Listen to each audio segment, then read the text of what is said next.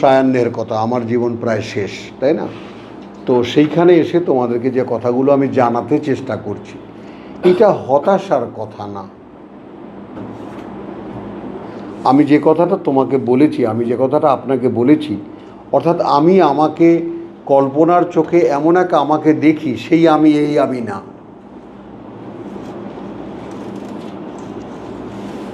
তাকেও দেখি বাবু আমি, বুঝছো জিনিসটা? বিশ্বাসী ওয়াহিদুজ্জামানকে আমি দেখি, পরকালে সাকসেসফুল ওয়াহিদুজ্জামানকে আমি দেখি, পরকালে জান্নাতে বিচরণকারী ওয়াহিদুজ্জামানকে আমি দেখি। কিন্তু এখান থেকে যেইভাবে পাশ করে ওখানে উত্তরণের যে আশা, সেটা আমার কাছে পছন্দ হয় না। এই আমি আমাকে যদি নির্দ্বিধায় একটা গ্রেড দিতে পারতাম, তাহলে সন্তুষ্ট হতাম। হ্যাঁ, তুমি নিজেকে নিজে গ্রেড না দিলে আল্লাহ দেবেন না তো তোমাকে। নিজের ব্যাপারে তোমার অজানা কিছুই থাকতে পারবে না। ওই মোশতাকের দিকে তাকাও, ফাঁকিবাজ দি গ্রেট, সব জানে। বালিল ইনসানু আলা নফসিহি বসিরা, 16 আনা সে আনা, ভাব দেখায় কিছু জানি না। বুঝছো না? তোমার কাছে তুমি অস্পষ্ট থাকতে পারবে না। তখন তোমার যে চেহারা হবে, তখন তোমার যে অবয়ব হবে, তখন তোমার যে পার্সোনালিটি হবে, ব্যক্তিত্ব হবে, সেইটা নবী রসুলকে টক্কর দেবে।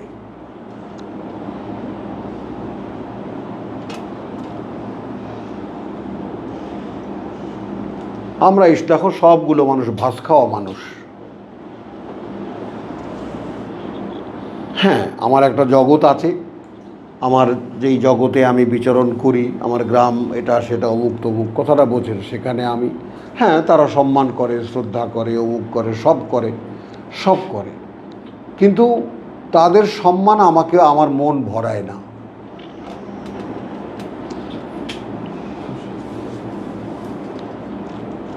আমার কান্নাটা আমি বলতে পেরেছি আপনাকে? হ্যাঁ, ওই জন্যই আপনার চেহারা সেই কান্না ফুটে উঠেছে, যে এই যদি বাস্তবতা হয় তাহলে আমি কোথায়। একদম পুরো আপনার চেহারা কাঁপছে, দেখেন, বুঝছেন ভাইজান? তো এই কান্নাটা বাবু আমার আছে, তোমাদেরকে আমি জানিয়ে দিলাম যে দেখো, আমি তৃপ্তির যে ব্যাপারটা সেইটা আমি পাই না। তবে এটাও ফ্যাক্ট যে তৃপ্তি পাওয়াও যাবে না কোনোদিন, কারণ আল্লাহর সন্তুষ্টির ব্যাপারে আপনি তৃপ্ত হবেন কিভাবে? ওটা তো সংশয় থেকেই যাবে, কারণ সত্যের উদ্ঘাটন হবে কিয়ামতের দিন, এর আগে তো হচ্ছে না।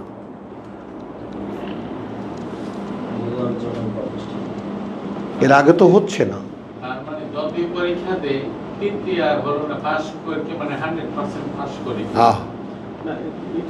নিজেকে নিজের মার্ক দেওয়া, যেটা আপনি বললেন, এটা চমৎকার একটা জিনিস। আসলে মার্কিং তো করবো মিজান, এটা দিয়ে আমি যখন ফুললি মার্ক করবো নিজে, আসলে তো আমি পাস মার্ক পাওয়ার দিকে আসতে। হ্যাঁ, দেখো, এই অর্থাৎ তোমার জীবনে কোরআনের ভূমিকাটা কি?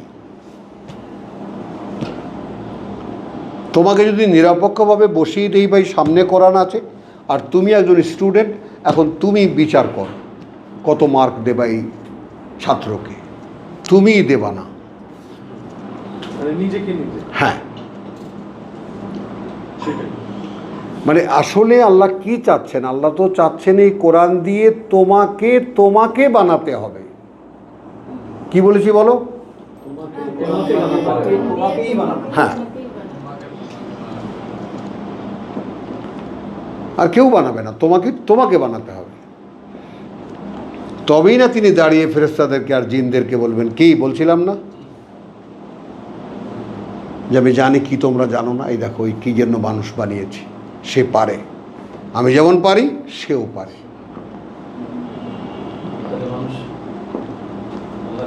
হ্যাঁ, এখন দেখো, মানুষ এআই বানিয়েছে, মানুষ আর্টিফিশিয়াল ইন্টেলিজেন্স, এআই মানে কি? আর্টিফিশিয়াল ইন্টেলিজেন্ট না, এটার তো দরকার নেই, কারণ এটা শয়তানের প্রোডাকশন। মানুষের দরকার ওআই, অরিজিনাল ইন্টেলিজেন্স। হ্যাঁ, নিজের বিকাশ দরকার। এখন তুমি যত রকমের উন্নত একটা এআই বানাও না কেন, সেইটা এ পার্ট অফ ইয়োর ব্রেইন। কোনো একজন বিজ্ঞানীর একটা ভাবনা বা একটা ধারণার একটা পার্ট, একটা অংশ। এই যে আর্টিফিশিয়াল ইন্টেলিজেন্স যেটা বানাইছে, ওটা ওদের সফটওয়্যার এই যে সেটআপটা মানুষই তো করছে। হ্যাঁ, কিন্তু এত পাওয়ারফুল সেটআপ দিছে, এই ব্রেনটা মানুষ নিজের বেলা আমরা কাজে লাগাইতেছি না। কোরআনের একটা আয়াত দিয়ে যদি ইন্টেলিজেন্টকে বলা হচ্ছে যে এটা কি, এই ব্যাপারে আর কোথায় আছে, ও কিন্তু অটোমেটিক্যালি কোরআন সার্চ করে বের করে আনতেছে, এটা এখানে আছে, এটা এখানে আছে, এই ব্যাপারে কথা হইতেছে, ইব্রাহিমের ব্যাপারে। এগুলা কিন্তু আর্টিফিশিয়াল ইন্টেলিজেন্স, তার মানে কেউ একজন এই কোডিংগুলো করছে। হ্যাঁ, তাহলে নিজের ব্যাপারে এই বুদ্ধিটা কারণ না, তাহলে কোডিং আগে একবার উল্লেখ করতে হইছে কাউকে। হ্যাঁ, প্রোগ্রাম করতে হয়, প্রোগ্রাম ছাড়া সফটওয়্যার না, আর্টিফিশিয়াল ইন্টেলিজেন্স এর জন্য সফটওয়্যার। ওকে কিছু লজিক দিয়ে সে দিয়েছে, নিজেকে এরকম যেখানে পাবা তুমি ফাইন্ড আউট করবে। নিজে করতে বলে তো আগে থেকে সে কোনো না, আপনার ও হচ্ছে ওর ব্যাকগ্রাউন্ড থেকে নেয়, এবং ও যে সামনে যারা যারা একটা কাজ করছে, ওইখানে যারা গেছে, ওইখান থেকে ইনফরমেশন গুলো কালেক্ট করে সে এক্সপোজ করে, একটা ক্যালকুলেশন দেয়, একটা ক্যালকুলেশন দেয়। That is AI, nothing else, কিচ্ছু না। এটা তো ঐশী সৃষ্টি না। এটা করে কি তারা আমাদের যারা শুয়ে আছে কিন্তু কমে যেটা আছে সে কয় উঠো না, হাসি দাও, সে ঠিক সেভাবে সে উঠে এগুলো অ্যানিমেশন 3D। হ্যাঁ, এখন দেখো না, তুমি ওইটা না, তুমি ওর চাইতেও আগে এআই আমার কাছে খুব সহজ মনে হয়, কিন্তু আমার কাছে কঠিন মনে হয় ক্যালকুলেটর। Calculator, printer. মানুষ তো প্রথম আবিষ্কারই করছে ক্যালকুলেটর থেকে কম্পিউটার। কম্পিউটার তো গণনাকারী মেশিন, যে এত বড় বড় অঙ্ক একটা সেকেন্ড লাগে না। আবার প্রিন্টার কি আশ্চর্য জিনিস।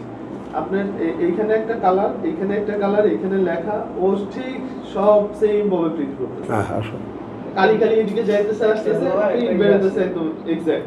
বাংলাদেশে এলোয়া একটা ইয়ে আছে জানেন কিনা, এলোয়া হইলো যে ম্যাথ নিজে নিজে করে বাচ্চারা, ওই যে অনেকগুলো আছে। হ্যাঁ, এলোয়া একটা গুণ অঙ্ক যে কোনো কিছু বলে সাথে সাথে রেজাল্টটা বলে দেয়। হ্যাঁ, ওরা একটা ডিভাইস ইউজ করে, প্র্যাকটিস করে।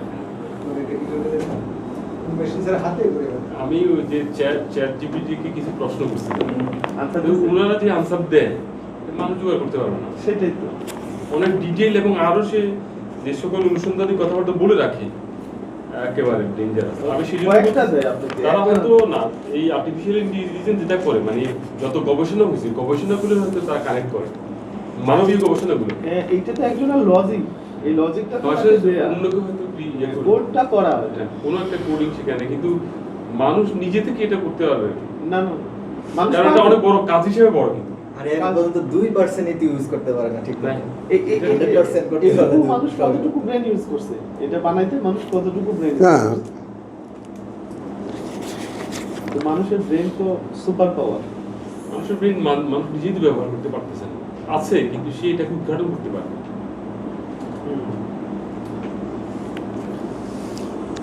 আচ্ছা, কালকে আমরা যেখানে সূরা আল ইমরানের একটা আয়াত আমরা পড়েছিলাম, ওখানে শব্দটি দুবার আসছে, আল ইমরানের 20, ওর পরে আল ইমরানের 20-তে এসেছি যে ইন্নাদ্দিন ইনদাল্লাহিল ইসলাম ওমা ইখতালাফা আল্লাযীনা উতুল কিতাব ইল্লা মিন বাদি মা জাআহুমুল ইলম বাগিয়াম বাইনাহুম। 19 ওয়ামান ইয়াকফুর বিআয়াতিল্লাহি ফা ইন্নাল্লাহা সারিউল হিসাব ফাইন হাজ্জুকা। এখন এরা যদি তোমার সাথে বিতর্ক করে তাহলে তুমি বলবে লিল্লাযীনা উতুল কিতাব, বলবে তাদেরকে তোমাদের দেশে যত হুজুর আছে, তোমাদের দেশে যত হুজুর আছে, ওয়াল উম্মিয়িন, আর যারা ধর্মকর্ম কিছুই মানে না, জানেও না। জানেও না, মানেও না।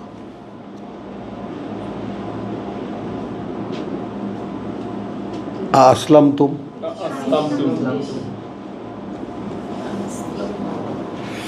1990 সাল, 90, 88, 89, 90, 91, 92। আমি বাংলাদেশের সর্ব উত্তরে ব্রহ্মপুত্রের পারে উলিপুর, গাইবান্ধা, বুঝেছ, সেইখানে চরে। তো আমার তখন আমাকে একটা ইলিউশন, আমাকে যে আরব দেশে কেন কোরআন এলো, তাহলে ওই নেচারটা কোথায় পাবো? খুব সহজে বলছি, ওই নেচারটা পাওয়া যাবে চরে। মরুভূমির যে জীবন, সম্পূর্ণ আল্লাহ ভিত্তিক যে জীবন, সেখানে তাদের জীবনে আল্লাহ নাই, তাদের জীবন আচরণে আল্লাহ নাই। মরুভূমিরা খুব শৃঙ্খল তো নাই, কিন্তু বিশ্বাসে আল্লাহ আছে। এটা একটা অবাক ব্যাপার, তোমরা আশ্চর্য হয়ে যাবা।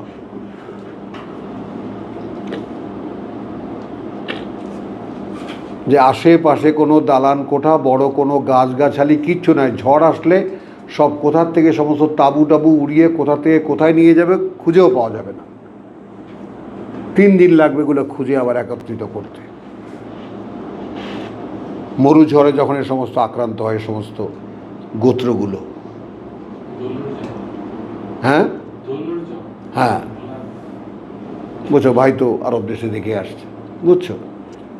কিন্তু এই চরে এক একটা মানুষকে দেখেছি, তাদের যে আল্লাহ বিশ্বাস, নামাজ নাই, রোজা নাই, পাক সাফের কোনো বালাই নাই, আছে, চলছে, হ্যাঁ, তো জীবন তাদের চলছে। কিন্তু ভাই তাহলে ও আল্লাহ ব্যবস্থা করে, ও আল্লাহ ব্যবস্থা করে, ও আল্লাহ ব্যবস্থা করে।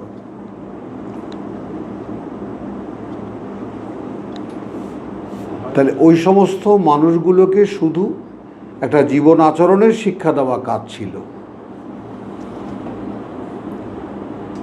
তাই না? যে এখানে যেমন আমরা একটু আগে দেখলাম যে যদি এখন আল্লাহ রসুলের অনুসরণে সে অনুযায়ী আল্লাহ যেভাবে যেভাবে কাজ করতে বলে সেটা তোমরা করো, তাহলে তা থেকে আল্লাহ কিছুই বাদ দেবেন না। অর্থাৎ তোমরা একসময় ঈমানের দোরগোড়ায় গিয়ে পৌঁছাতে পারবে। বুঝতে পারা গেল? তো এখানে আমি যেটা দেখাতে আনলাম সেটা হলো যে মোল্লা মৌলবীরা যদি বলে যে ঝগড়া করে তোমার সাথে, তাহলে তুমি জিজ্ঞেস করবে আসলাম তু ওয়াজহিয়া লিল্লাহ,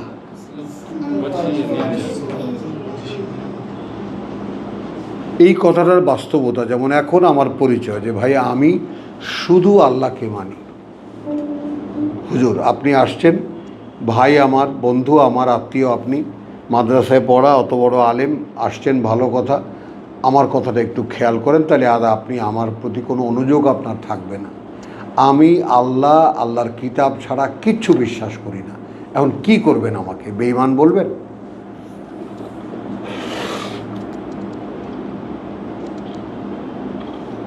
ওইরকম রংপুরে এক ওলামার সম্মেলনে আমি বলেছিলাম আমি আল্লাহকে বিশ্বাস করি, আল্লাহর কিতাব বিশ্বাস করি, আল্লাহ রসুলকে বিশ্বাস করি, আর কিচ্ছু বিশ্বাস করি না। হ্যাঁ হ্যাঁ, না কাবার হলেও তারা পরে আবার 4জন 5জন 7টা হাদিসের উল্লেখ করেছে।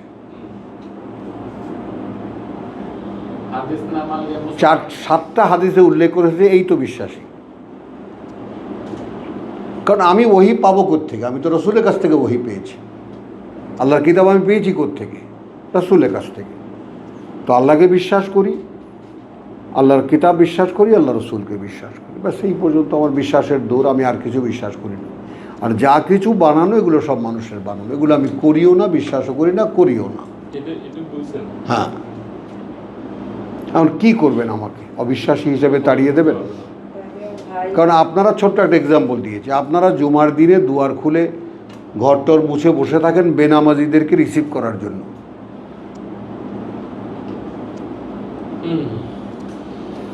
জুমার দিনে রাস্তাঘাট সব ঝাড়ু দিয়ে মসজিদের বারান্দা, ভেতর, অন্দরমহল, বহির্মহল সব অপেক্ষা করেন বেনামাজিদেরকে রিসিভ করার জন্য। বলো কি? শুক্রবারে মসজিদে যায় কারা? সব বেনামাজিরা। হ্যাঁ, তার মানে খ্রিস্টানরা যেমন গির্জায় আসে। কারণ এই ধর্মের স্বীকৃতি আপনারা দিচ্ছেন, এই ধর্মের সাথে আপনাদের মতলব হলো টাকা পয়সার মতলব। আমার তো মতলব নেই। আমি তো শুক্রবার দিন লাঠি নিয়ে দাঁড়ায় থাকবো যে কোন বেনামাজি মসজিদে আসে।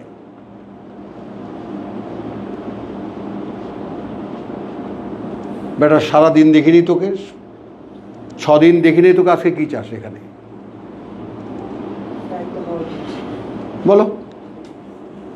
আপনি যদি সমাজ সংস্কারক হয়ে থাকেন তাহলে আপনি কি করবেন? আপনি লাঠি নিয়ে মসজিদে দাঁড়া থাকবেন। খবরদার, তোরা এখানে কি চাস? কিন্তু আপনারা করেন কি? তবুও তো আসে। আর এটার ভাবনার ফল, ওদের ব্যাপারে রিফ্লেকশনটা কি হয়? তবুও তো যায়। হ্যাঁ, ওই লাম তো মেনু দেখো, ওরা তোমার উপরে করুণা করে, আল্লাহর উপরে করুণা করে জুম্মার দিন মসজিদে আইসা। হ্যাঁ,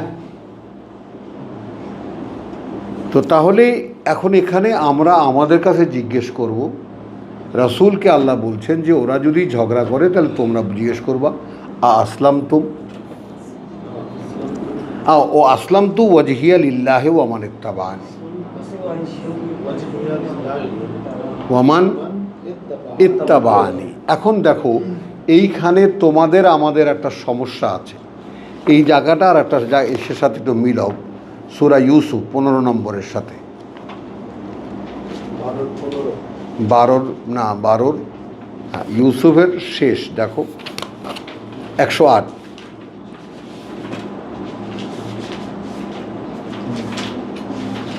কুল হাযিহি সাবিলি, এটাও কিন্তু কুলের আন্ডারে।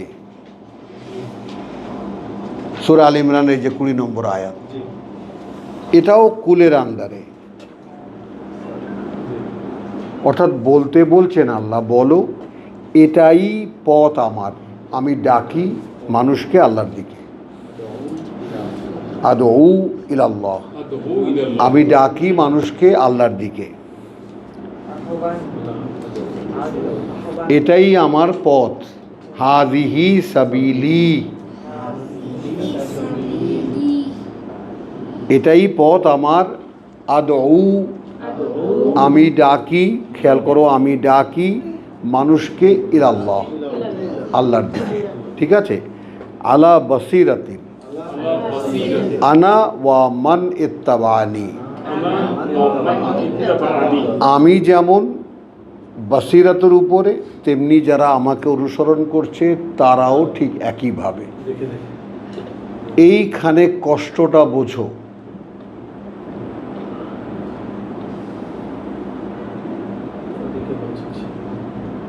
কষ্টটা বোঝেন। যে লোক আপনাকে আল্লাহর পথে ডাকছে সে আপনার ব্যাপারে নিশ্চিত যে আপনার হাতে কোরআন দেখে সেও নিশ্চিত হতে পারছে যে আমি যে কোরআন পড়ে আপনাকে ডাকছি, আপনি সেই কোরআন দেখেই আপনি এই পথে আসছেন। আসলে তো বাস্তবতা তা নয়। আব্দুল সত্তার, বুঝতে পারছো ভাই?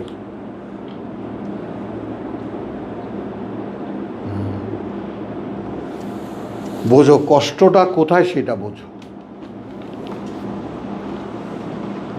উনি যেমন বলতে পারলেন যে আমার এটাই পথ, যে আমি ডাকি মানুষকে আল্লাহর দিকে। হ্যাঁ, আলা বাসিরাতিন, আমার কাছে একটা দৃশ্যমান একটা রোড ম্যাপ আছে। ওয়ামান ইত্তাবানি, আর তারাও ডাকে এই একই কথায়। ওয়ামান ইত্তাবানি, দেখো তাহলে সে যদি ডাকে মানুষকে আল্লাহর পথে, তাহলে তাকে যারা অনুসরণ করছে তারা কি করছে? বলো,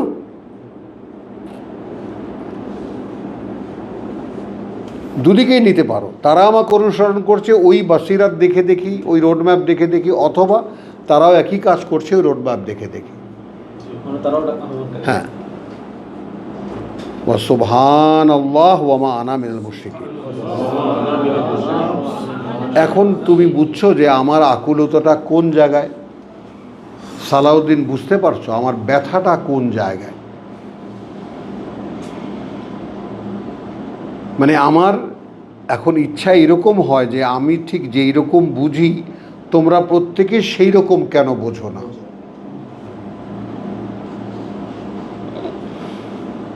অথচ আশ্চর্য বাবার আশ্চর্য হয়ে যাবা, যখন আমি বলি তখন যে তোমরা বোঝো একারে হুবহু সেটাই বোঝো যা আমি বলতে চাই, কিন্তু পরে সেটা আর থাকে না। কেন থাকে না? এটাই তো বলছি।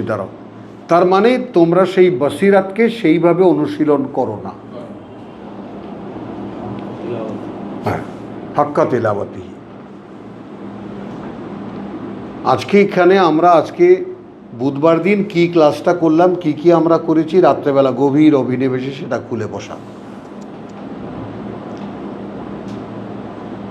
ভাই কি কি কথা বলেছে, আমরা কি কি শুনেছি, সেখানে কে কি রিয়াকশান করেছে, এগুলো নিয়ে টোটাল পিকচারটা চিন্তা করা। আমাদের আর তো কোনো কাজ নাই ভাই। এখন আমাদের কাজ হলো ঘুমাতে হবে, সময় মতো উঠতে হবে, সময় মতো নাস্তা খাইতে হবে, বাচ্চাকে স্কুলে দিয়ে আসতে হবে, বাজার করতে হবে, অফিসে যেতে হবে। এটা করার সময় কোথায়?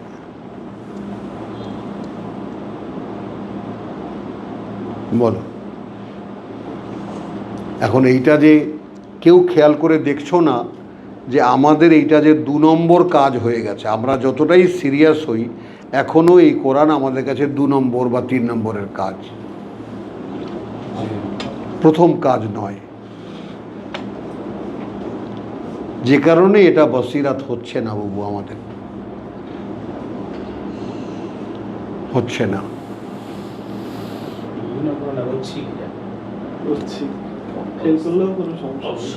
ওই তো। আজকের এই কথাটা তো অনেক সুন্দর। হ্যাঁ আজকের কথাটা অনেক সুন্দর। হ্যাঁ, বললাম না একটু আগে, কি বাইরে সেখানে বলতে পারো, ওই বকার চোটে আজকে বলছি। হ্যাঁ, বলছি না যে বকার চোটে, যে ঘুঘু, এখানে গয়াকারে ঘা, ঘরের সুকারে ঘু, উচ্চারণ কি হবে? ঘুঘু। মোস্তাক ভাই সব সচ্ছল মানুষ, কোনো কিছুটা আর নাই, কিছুই নেই, চাকরিও নেই, ঝামেলাই নেই কোনো। হ্যাঁ, তাহলে চলো এখন এখানে আল্লাহ আমাদেরকে বলতে বলছেন আল ইমরানের 20-তে, ওয়াকুল লিল্লাযিনা উতুল কিতাব ওয়াল উম্মিয়িন আসলামতুম। এখন আমি যদি তোমাকে জিজ্ঞেস করি তোমরাও কি সমর্পিত হয়েছো? ফাইন আসলামু। এখন আমার তো এটা ইচ্ছা করে যে এই কথাটা হুবহু তোমাদের বেলায় বাস্তব হোক। যদি তোমরাও সত্যিকার অর্থেই আল্লাহতে এইভাবে সমর্পিত হয়ে থাকো, ফাঁকা দেহেতা দাও, তাহলে এটা 2 দিকে যাবে। কালকে যেমন এটা আলোচনা করেছি, আবার মন তৃপ্ত হয়নি। অর্থাৎ যদি সমর্পিত হতে পেরে থাকে তাহলে আল্লাহ পরিচালিত করেছেন, আর যদি তারা সমর্পিত হয়ে থাকে তাহলে আল্লাহ পরিচালিত করবেন। এখন লা খাউফুন আলাইহিম ওয়া লা হুম ইয়াহজানুন, ওই ক্লজে গিয়ে পড়বে।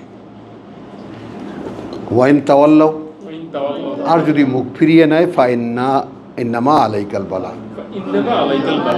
তাহলে এখন আমি যে তোমাদেরকে শুধু শুনিয়ে দেব, এইটা আমার দ্বারা হয় না। এখানে একটু আমি মানসিকভাবে ভেঙে পড়ি যে তোমাদের বেলায় এরকম দায়সারা গোছের কথা বলে দেব। ভাই, আমার উপরে দায়িত্ব তোমাদের কাছে পৌঁছে দেওয়া।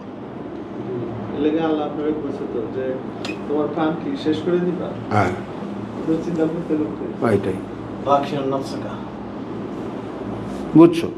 ওয়াইন তাওয়াল্লাউ ফাইন্নামা আলাইকাল বালাগ ওয়াল্লাহু বাসীরুম বিল ইবাদ।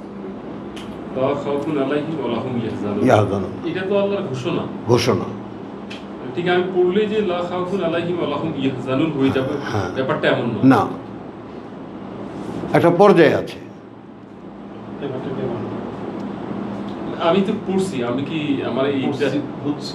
বুঝছি, মানে এখন এটা কি হয়েছে, আমার আমার কোনো ভয় না, আমার কোনো দুশ্চিন্তা না, এমনটা কি হচ্ছে? না না, এটা পড়ার কথা বলে না, বলছে চলবে যে এটা, এই অনুযায়ী চলবে, চলবে সেটি তো তার কোনো ভয় নাই, তার কোনো দুশ্চিন্তা নেই। তার মানে ওটা তো হয় না, হয় হলো নাই, না, আমাদের হয় হলো না। নাই। না চললে তো হচ্ছে না। এর জন্যই তো ভয় দিয়ে না, চলাটাও তো আপেক্ষিক, আজকে কি চলা হয়ে গেল? হুম। না, যে উনি বলতেছে পারফেকশনের, ওয়াইফ ভাই যেটা বলতেছেন পারফেকশনের কথা, হ্যাঁ। উনি তৃপ্ত নন। এরপরে যতটুকু বলতেছেন এটা তো মানে পৃথিবীতে এই ধরনের মানুষ তো নাই। এই কার্যকারণটা আবার উনি যেটা আজকে বললেন আমাকে খুব ইয়ে করছে, এটা ক্লিক করছে কথাটা, যে আমি যদি আমাকে মার্ক দিই, এটা তো আমার জাজমেন্ট বুক, এটা দিয়ে ধরে ধরে প্রত্যেকটা আয়াত ধরে ধরে যদি আমি মার্কিং করি, তো ফেল মার্কও তো দিতে পারি না। কার্যকারণটা যখন আমার উপরে আসে তখন আমি আচ্ছা, কি মানি কিনা লম্বা লম্বা করে মার্ক দেয়। কার্যকারণটা যখন লম্বা লম্বা করে মার্ক দেয়, কি দেয়? তখন আমি বুঝতে পারবো যে আমি এটা পরিশোধ করতে পারলাম না। জনগণের মধ্যে থেকে জনগণের জন্য আবার কিন্তু মার্ক দেয়। জনগণ তো কোনো subject না। সাবজেক্টটা মার্ক দিতে তো অসুবিধা, মার্ক দিতে হবে। আমি তো আমাকে মার্ক দিব। এটা আপনাকেই তো দিন, আপনি জনগণের সাথে দাঁড়া করেন। আমি কাউকে দাঁড় করাবো না, এখানে আমি আপনাকে আপনাকে মার্ক দেন। কিন্তু আপনি একা- মোস্তাক ভাই, না, কোরআনের দাবি হলো আপনাকে দাঁড় করানো, জি, জনগণ বলছি, আমি আর আমার করা। বুঝছেন তো? দাঁড়ান না, আপনাকে দিয়ে আল্লাহ 10 জনকে দেখাবেন, সেইটা আল্লাহর কাজ। আমি এইটা আপনাদেরকে হাজারবার রিপিট করেছি, যা নাসরুল্লাহ ওয়াল ফাতহ, সূরা নাসর, যখন আল্লাহর সাহায্য আসবে তখন বিজয় হবে। বিজয় হবে কার বিরুদ্ধে? ওটা কিন্তু নৈর্ব্যক্তিক। কোথায় বিজয় হবে? তোমার কোন সমাজের বিরুদ্ধে বিজয় হবে, কোন যুদ্ধে বিজয় হবে?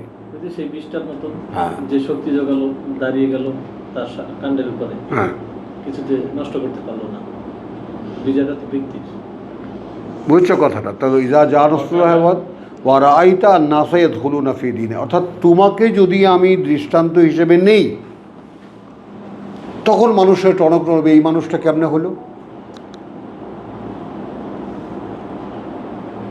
একজন সিনেমার হিরো, একটা সুপার হিট ছবি মনে করো, একদম কাপড় চোপড়ে দেখা গেলো ঢাকা শহর ছেয়ে গেল, সেই কাপড় চোপড়, সেরকম গেঞ্জি, সেরকম প্যান্ট, সেরকম চুল। কেন? মানুষ ওয়ান্টস টু ফলো, মানুষ অনুসরণ করতে চায়,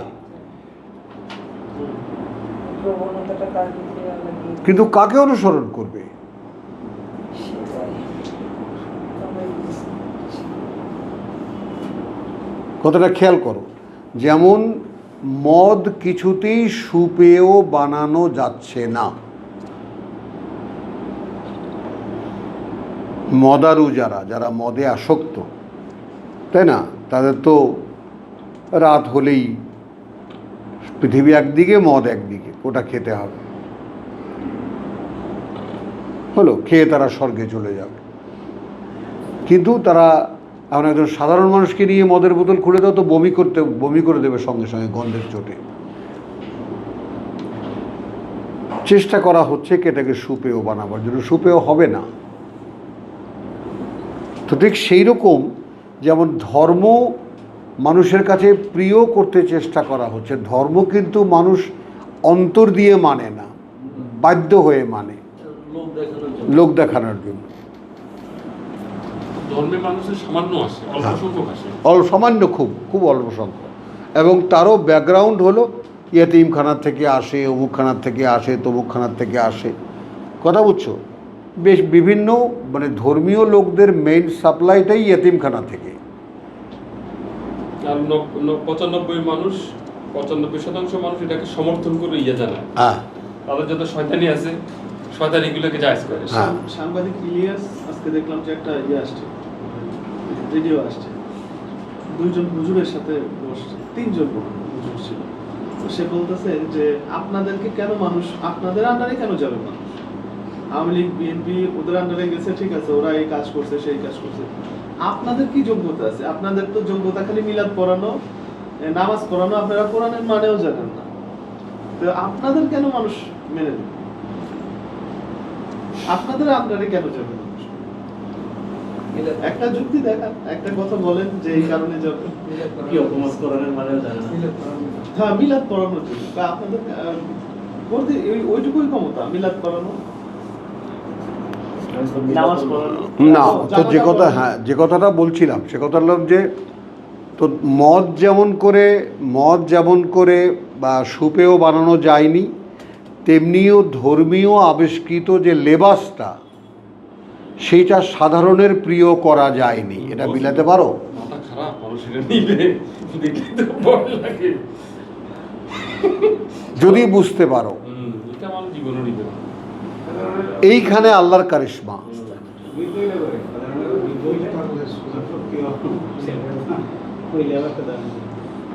কারণ যে কোনো হুজুরের ওর্তা কর্তা দেখলে সাধারণ মানুষ ভয়ে থাকে যে আমি যদি নরকে অনন্তকালও জ্বলতে হয় এইরকম হব না, এটা তার মনে একটা আলাদা লিখিত থাকে। ভাই একটা এক্সাম্পল, আমার নিজের আপন ছোট ভাই ডেভেলপার, তো ও বেশ এই ধর্মীয় ব্যাপারটা তো করে মাঝে মধ্যে হঠাৎ করে আমি পাগড়ি পরবো।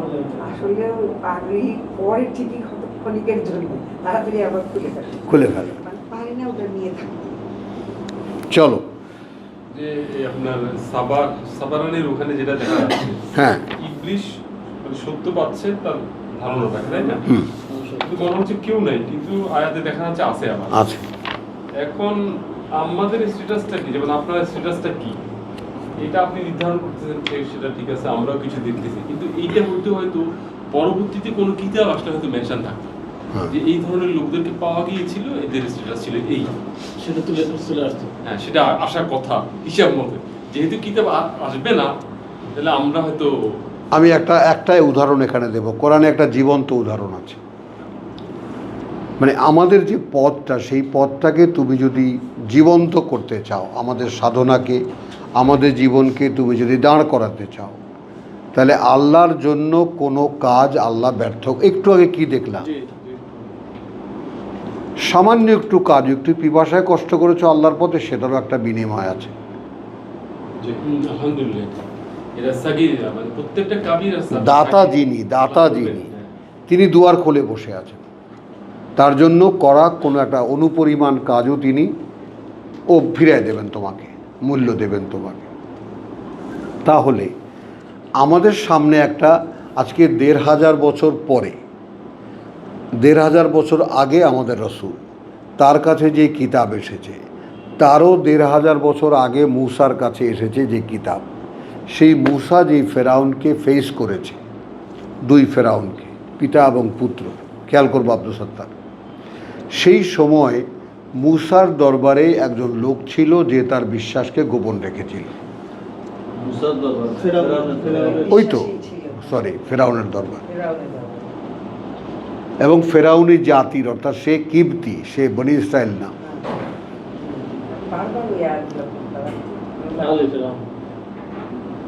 মিন আলে ফেরাউন। খেয়াল করো তো, তার কথা তো ইতিহাস হয়ে গেল, ওনার তো মর্যাদাটা বুঝে যাচ্ছে। এবং অত বড় লেকচার কোনো রসুলেরও নাই। এইটাকে কি আমরা একটু দেখতে পারি না? মানে উনি কিন্তু ভুল করেন নাই, আমি ওটাই তো বলছি কথা। না, ওই কাহিনীটা আল্লাহ উল্লেখ করলেন কি কারণে? তো আমরা আজকে যদি ঠিক কোরআনের কাছে যাওয়ার জন্য আমাদের যার পর নাই চেষ্টাটা আমরা করি, যে আমরা কোরআন দিয়ে নিজেরা একদল মানুষ চেষ্টা করেছিল, তাহলে আমাদের কোনো একটা কাজ কোনো একজন মানুষও ইতিহাস থেকে হারিয়ে যাবে না, এটা গ্যারান্টিড।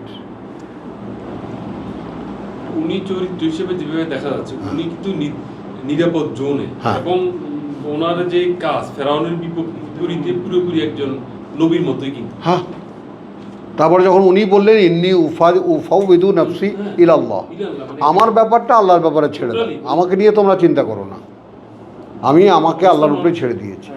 এবং উনি ওই আগ পর্যন্ত কিন্তু মুসা আলাইহিস সালাম ওর রেসপন্সিবিলিটি পায় নাই। হ্যাঁ, মুসার সাথে তো ওনার যোগাযোগ হয়তো থাকতে পারেন না, দরকার নেই, প্রয়োজন হয়নি, আমার দরকার নেই, দুজনের সেম পজিশন। হ্যাঁ, এই যে আরাফের যে ব্যাপারটা, আরাফের ওইখানে চ্যাপ্টারটা শুরু হচ্ছে জান্নাতের লোকেরা জাহান্নামের লোকদেরকে অ্যাড্রেস করতেছে। হ্যাঁ, কি ঠিক আছে কিনা, আমাদেরকে আমরা আমাদের প্রতি যে প্রতিশ্রুতি আল্লাহ দিছিল সেটা আমরা পাইছি, পেয়েছি। তোমরা পাইছো কিনা? হ্যাঁ। পাইছি। হ্যাঁ। এরপরে বলতেছে আরেকজন লোক যারা আরাফে আছে, হ্যাঁ এদের মানে ক্ষমা, এদেরকে কি মানে আপনি যেহেতু কথাটা তুলছেন সেজন্য বলো না, হ্যাঁ সুন্দর বলো। এরা কি স্ট্যাটাসে এখনকার লোকেরা কিনা, এদের এমন স্ট্যাটাস এরা একটু জাহান্নামেও যায় না জান্নাতেও যায় না কি? এটা হলো পুরনো ধারণা মতে। আমি কিন্তু আরাফের ওই কিনা বললে হয়তো ক্লিয়ার হবে। হ্যাঁ, বলো, তুমি বলো। আমাদেরকে চেনার জন্য। হ্যাঁ ওইটা চেনার জন্য। হ্যাঁ। এটা পুরনো ধারণা মতে, কিন্তু এটাকে যখন একটু রিফাইন করা হয়েছে, মৌলানা ওয়াহিদুদ্দিন খান সাহেব যেটা বলতে চান দিল্লির, উনি বলতে চান যে এই আয়াতের একটা ভুল ইন্টারপ্রিটেশন আর দিন চলেছে, যে এরা জান্নাতেরও না জাহান্নামেরও না, আসলে তা নয়। কথাটা বললো মনে হয়, আমি বলি তারপর আমরা মনে হ্যাঁ। হয় ভালো হবে। তাহলে ওনারা দেখা যাচ্ছে ওনাদেরকে বলতেছে যে এরা যখন জান্নাতের দিকে তাকাইলো তখন বললো যে হ্যাঁ আপনাদের উপর নিরাপত্তার বার্তা, সালামুন আলাইকুম। আর যখন তাদের চোখ পড়লো জাহান্নামীদের দিকে, সুরিফা চোখ পড়লো, কিন্তু এটা এমন নয় তারা ল্যাঙ্গুয়েজটা এমন, তখন তারা ভয় পায় এবং তারা বলতেছে যে আল্লাহ আমাদেরকে এখানে আপনি নিয়ে যান। এরপরে ওনাদের গণ্য করো না, গণ্য করবেন না, তার মানে ওনারা আসলে কোনোটাতেই জান নাই, মোটামুটি নিশ্চিত বুঝে যাচ্ছে। তারপরে দেখা যাচ্ছে এই লোকগুলা সমাজের সব লোকগুলাকে চিনে, বিশেষ করে যারা মানে বড়ত্ব দেখাইতো তাদেরকে লক্ষ্য করে বলতেছে যে কি ব্যাপার, তোমাদের যে বড় মজলিস ছিল, তাহলে তোমরা যে খুব সিরিয়াস ব্যাপার ছিল, তোমাদের কোনো কাজে তো আসে না, আর তোমরাই তো বলতে এই হা উলায়ে, এই যে এই লোকেরা নিজেদেরকে দেখাচ্ছে না, কিন্তু এই যে এই লোকেরা মানে সফল হবে না তোমরা বলতে না, এতটুকুই কথা।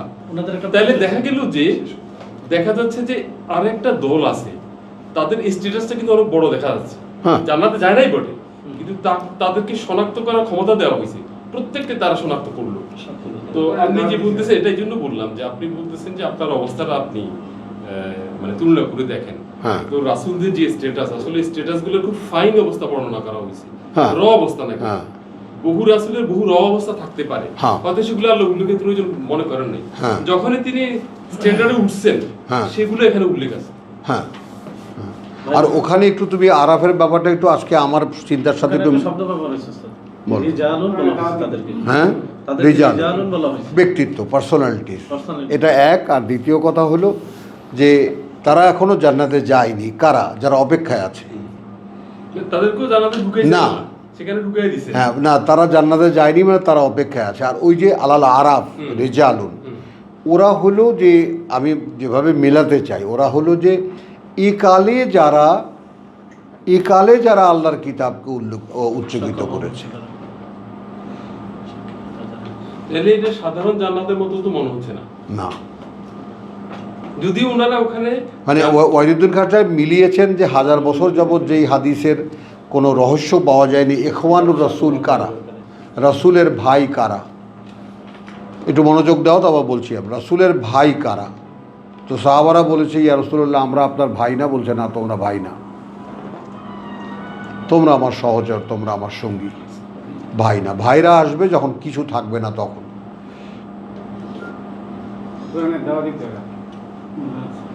যখন আমারও কোনো পরিচয় মুছে যায় অবস্থা, তখন তারা কোরআন নিয়ে দাঁড়াবে। ওই কথাটাই হুজুররা বলে যে রসুল বলে গেছেন শেষ জামানায় আসবে যারা দেওয়ালের সাথে মিলেলে কোরআনের কথা বলবে, মানুষকে ভ্রষ্ট করবে। আরববাসীর পরিণতি কি হবে? আরববাসী তো রিজালুন বলছে না, এরা তো ওই যে না, আমি বলছি এটা পেঁচায়েন না। আমরা এতদিন যাবৎ যেটা জানি সেটা ওই যেটা জসিম বলেছে, আমিও তাই জানতাম। কিন্তু এখানে একটা নতুন চিন্তা এডিশন করলাম যে যারা এই কালে, যে কালে কোরআনের কথা বলার কেউ নাই, তারা কিয়ামতের দিন তাদেরকে মোকাব্বেরের কাজটা দেওয়া হবে। একটু দেখো মেলাতে পারো নাকি?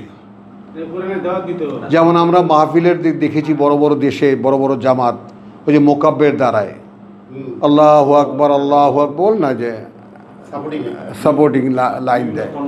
তো এনারা উঁচু উঁচু টাওয়ার, যেখান থেকে জান্নাতিও দেখা যাবে জাহান্নামীও দেখা যাবে। টাওয়ারের কথাটা কি? আরাফ কি? উঁচু টাওয়ার। টাওয়ার কেন? কারণ ওই যে দেওয়াল হবে, সূরা হাদীদের যে বর্ণনা, ওয়াদুরিবাত বাইনাহুম বিসুরিন লাহু বাব, তোর ভেতরের পাশটা থাকবে করুণা, আর বাইরের পাশ থেকে শাস্তি শুরু। এই হলো সিনারিও। এই সিনারিওর মানে এই আরাফে যারা, তারা উভয় গ্রুপকে তারা দেখতে পাবে। এই ওইখানে তো রিজাল বলে না, রিজালুন, তো এই রিজালুনের একটা ডেফিনেশন তো আমরা ওই যে সূরা 24 এর 37 এ দেখি। হ্যাঁ এটা তো এই লোকগুলাই মনে হয়। হ্যাঁ এই লোকগুলো মানে অনেক সিরিয়াস একদম। হ্যাঁ বুঝছো, তার মানে হ্যাঁ, তা এখন না তো উনি ওয়াহিদুদ্দিন খান সাহেব কনক্লুশন দিয়েছেন এই যে এই কালে সেই রিজালদের উত্থানের সম্ভাবনা আছে, যেই কালে কোরআন বলার কেউ নাই। একটু খেয়াল করো, কুনতুম খায়রা উম্মাতিন উখরিজাত লিন-নাস, সে তো তখন বুবু, তখনকার কুনতুম খায়রা উম্মাতিন তখনকার, নবীর সময়। ওটা প্রেক্ষিত, ওটা ওই প্রেক্ষিতের আয়াত। আর এখন যদি আবার সেরকম কুনতুম খায়রা উম্মাতিন উখরিজাত লিন-নাস হতে পারি আমরা, তাহলে আল্লাহ বের করবেন। এইটাই বলছি। তো নাই। না, যারা আমরা পড়ছি এরাই তো। হ্যাঁ এরাই। তোমরাই খায়রা উম্মাহ। হ্যাঁ। আমি পড়তেছি মানে আর কেউ তো কেউ নাই, কেউ তো ওখানে আসে নাই। আর তো আমি পড়তেছি মানে আমি খায়রা উম্মাহ। খায়রা উম্মাত। একজনে লিখছে এখন ওখানে পার্থক্যটা কি হয়ে যায়? পার্থক্যটা হয়ে যায় যদি আমি ভাবি যে যদি তুমি আমি আমার জন্য না, হ্যাঁ, ইয়েস। বাস তাহলে দাবিটা পূরণ হয়ে যায়। তুমি আমাদের হুজুরে বলতেছে যে কুনতুম খায়রা উম্মাহ। আমি বললাম যে কেমনে কুনতুম খায়রা উম্মাহ হচ্ছে? তুমি যে দিছো কুয়েত, তুমি কি আল্লাহর কাছে যাই দিছো? হ্যাঁ। সে হাফেজ, সে আমারে শিখাই যে আমরা খায়রা উম্মাহ। খায়রা উম্মাহ। আর আল্লাহ তো উখরিজাত, এটা বের করছে। এখন তুমি যে দিছো না, বের করেছে লিন না, লিন-নাস। তো মানুষ থুইয়া তুমি যাও কই? কুয়েত যাই দিছো তুমি ড্রাইভিং করার জন্য। ওইখানে তো আমার আলাদা। থাকে না, আমার বলতে আর কিছু থাকে না। তাহলে তো আমি যদি আমি যে হাহাকারটা করি যে আমি যখনই আমাকে ওই সিলেকশনে ফেলি যে যদি আল্লাহ আমাকে তার রেসালাতের কথা বলতে দিয়ে থাকেন, সেই বলাটা কি হচ্ছে অথবা হচ্ছে না? তাহলে সেই বলা না হলে তো আমাদের জীবনটা পরিবর্তন হইতো না। হ্যাঁ। কারণ আমি হ্যাঁ। ব্যক্তিগতভাবে আমার যে জীবনের চলাফেরা যে জায়গা ছিল এগুলো তো টোটালি আলাদা হয়ে গেছে। তো এটা তো আমার কাছে আমি তো অন্যদিকে তাকাই না, আসলে মানুষের আমার দেখার ইচ্ছা হয় না। আমি নিজেকে যেখানে দেখতে পাচ্ছি, তো আপনার এটা পড়া না হলে আমার জীবনটা পরিবর্তন হলো কেন? তো আমি তো অন্য কোনো মানুষের কাছে যাইনি। ব্যাস আমি না, তো তখন তুমি যখন এটাকে অ্যাজ এ রিসিভার, তুমি একজন গ্রহীতা হিসেবে যেভাবে তুমি মূল্যায়ন করছো, এইবার তুমি আসো বক্তার কাছে যে ভাই তোমার কাছ থেকে কিন্তু আমি এই কথাগুলো পেয়েছি, আমি আমাকে শুধরে ফেলছি, তখন আমার দায়িত্ব আরও বেড়ে যায়। আমি ওইটার কথা বোঝাতে চাই। হ্যাঁ, সেটা ঠিক আছে, কিন্তু কাজটা হইছে হ্যাঁ, এটা বলতে তখন এই বোঝাটা আমার কাছে আরও বেশি তীব্র মনে হয়। এখন এইটা এখন তোমরা একটু শেয়ার করো, এই বোঝাটা তোমরা নাও। সংখ্যায় বাড়ার কোনো মানে ইচ্ছা বা তাগিদ এগুলো ব্যাপার না। নিজের কাজ যতটুকু সিরিয়াসলি করা। 10 জন লোক হ্যাঁ, দাঁড়াবে, 1-2 জন 10 জন লোক কাজ দাঁড়াবে, 10 লক্ষ লোক অনুসারী হবে। এটা সারা পৃথিবীর বাংলা সাহিত্যের বলো, সারা পৃথিবীর ইতিহাসের এটাই সাক্ষী। একজন লোক দাঁড়ায় পুরো জাতিকে বদলে দেয়। নবী রাসূলরা তো একটা জাতির জন্য একজন লোক। এসেছিলেন। আসো, কায়েদে আজম পাকিস্তান, গান্ধী ভারত, আসো, একজনই তো লোক।